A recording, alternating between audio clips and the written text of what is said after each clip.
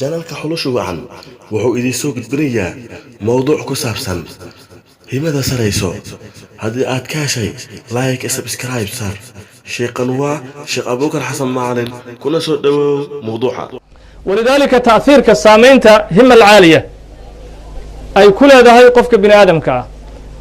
ابن كثير رحمه الله تعالى وذكتهن مجيس وحلديه جري إسماعيل ابن كثير ويلا كهر سوى ولا الكيسة أو كهر علمك ضلب كيسة ويسوي وليبا كعلم بدنا وآد يعني مسكحة دي سنة وفعناي ويلكي مركا أضاقي واكدنت وابن كثير أبيس وادنت ويلكي مركو دنت أضاقنا آد وهم السراء ووقبي إنو الدين تفافيه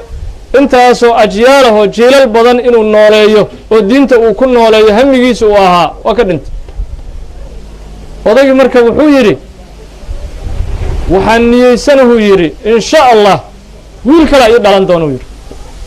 wiilkaasna meeshii uu xalqada ka fariisan jiray wiilkii iga dhintay ayaan ka fariisin doonaa waxaana ku magacaabi doonaa magaciisii oo Ismaaciil isagii oo kaluna in noqonaa yiri arrinkaasna waa ku dadaalaa ilaahna waa xaqiijinaa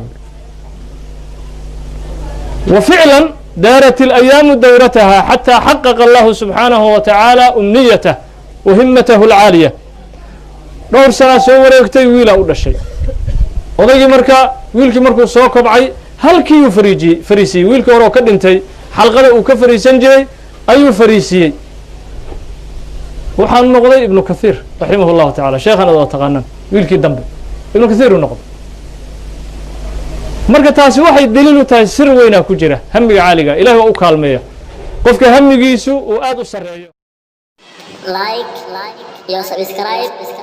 sar هذا لو عصبت هاي لو صبير